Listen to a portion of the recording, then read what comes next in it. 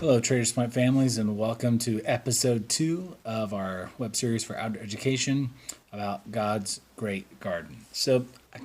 I gave you a little hint about what we're going to do this week, and we're going to use these right here, toilet paper rolls. Now, in the current COVID pandemic, we certainly have had a shortage of these, so at least in the store. So hopefully many of you have them in plenty at home.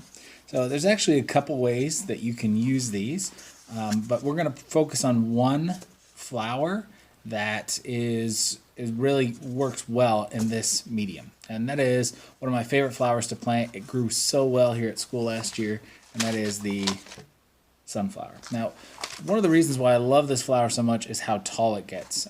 We had a couple in our sunflower house across from the playground last year that grew up to 13 feet tall. They were taller than the gutters here at the school. And then it was really interesting that we also planted sunflowers on the back end of the school.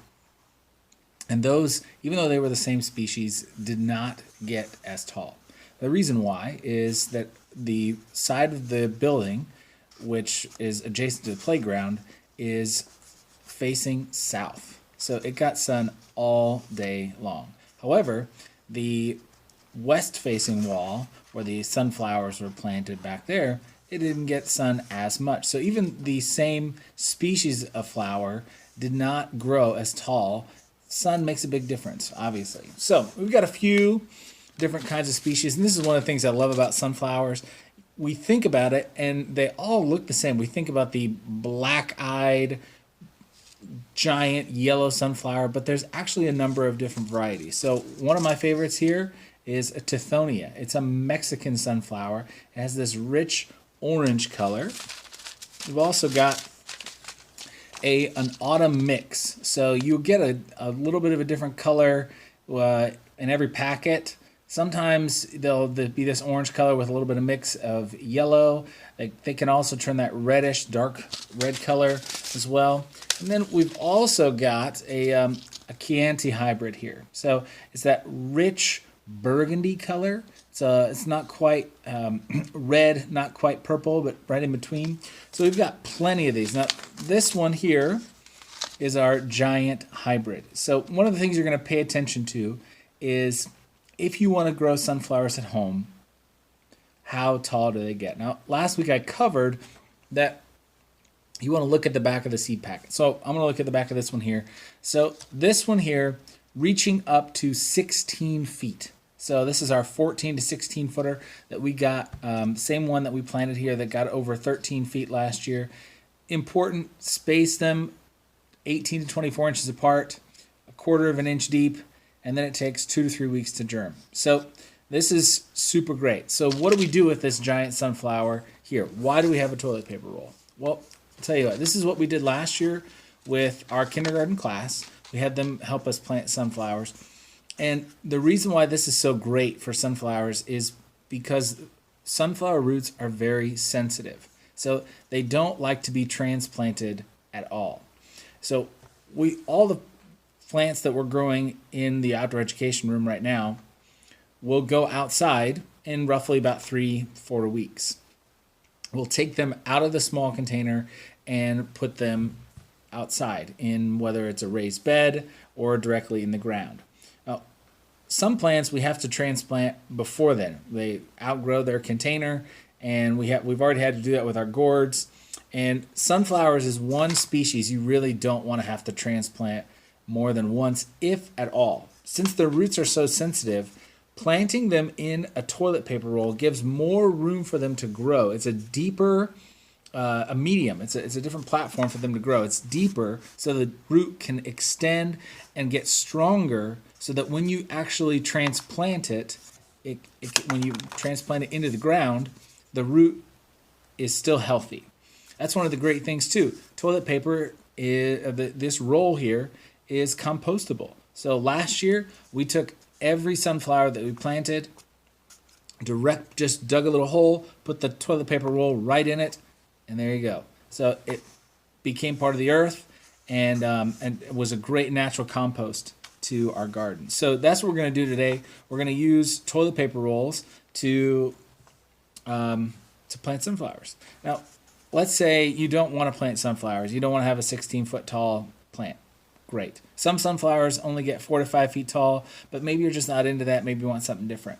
You don't have to use toilet paper rolls that are full. You can actually cut it in half. So if you were to go ahead and cut this in half, it's a great way to reuse a trash, what most people would throw away in the home, and put it back into your garden. It's a great way to do that. All right, so I've got everything we need. We got our seeds, I've got a tray of dirt here, and then I've got our toilet paper rolls. So first step, fill up the toilet paper roll with soil as much as you can to the top. So depending on what you're going to plant, leave that little bit of extra room so that you can put the seed and then put more soil on top. So because I'm planting a number of different sunflowers, I really need to keep track of what type of sunflower is in each toilet paper tube. So there's a lot of different ways to do it. One of the things I learned last year when we did this is if you mark it in color, because this tray needs to have water in the bottom, the marking, whether it's marker, colored pencil, crayon, pen, it will fade. It will just blur into the toilet paper roll, so you won't actually be able to read it. So you need to come up with your own way of devising what sunflower you are. So I might have maybe all of my giant sunflowers on this half. I might have the other sunflowers on this half. Maybe put a piece of tape here. There's a lot of different ways to do it. That's kind of up to you. Use your own creativity to figure out what the best way is for you. So I'm going to start with the giant hybrids that get to be 16 feet tall because I want to make sure that we get a really good start on those. I'm going to go ahead and fill up these right here. Get nice and full. Now again, this is that Pro Mix I showed you last week. Again, this is what is really good about using a soil mix that can go directly into the ground, indoor and outdoor. Then you don't have to do anything twice. That is saving steps and saving time. Everybody loves that, right? We want to save steps, save time, and so you don't have to add a different type of soil. Now that I'm getting pretty close to filling this up, let's start with this one right here. So that is about where I want it. We'll go ahead and open the container, put that in. I like to open it just a little bit so that you don't rip off any of the information when you're doing it. Go ahead and take it. So each seed just looks like a sunflower seed that you would chew at a baseball game. There's so many teaching tools about sunflowers that we're going to step into this year that I've learned about, and that the seeds of a sunflower are actually in the shape of a Fibonacci sequence. I'm still starting to understand what that is because I'm not a math major, but there's some really cool math lessons which can directly connect to sunflowers. They also use what's called phototropism, which means that their angle to where they're facing will follow the sun, which is super cool. We saw that in that west-facing sunflowers last year. Because they didn't get sun all day, they actually turned to get the sun as much as they possibly could before facing again. So this year what I'd like to do, and no promises, but to do is to get a time-lapse camera to show that phototropism in action so the students can see what it looks like for a plant to really want to get as much sunlight as possible and actually physically turn towards it and move throughout the day. We don't usually think about plants in that manner. We think about maybe them growing up to go to the sun, but even once they're full grown, being able to turn left and right to be able to face the sun to get as much nutrients as they can. So we're going to take one sunflower seed per tube, put that right in there. All right. And then get a little more mix. Up. It's that easy, guys. These take, like I said, the giant sunflower, 14 to 21 days. So it'll sit in this. You guys at home can put it in a windowsill. If you cover it and keep the moisture in, that'll do even better.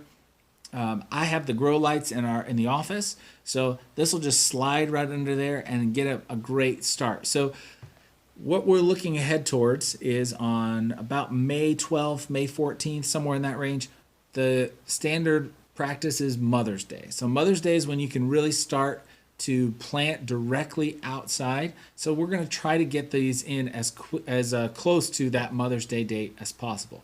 The reason why?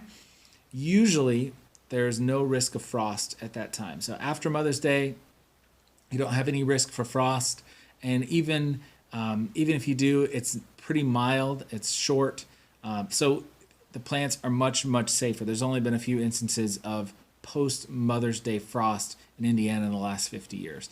Ask Mr. Day; he tracks all the weather stuff for us. So anyway, we're looking.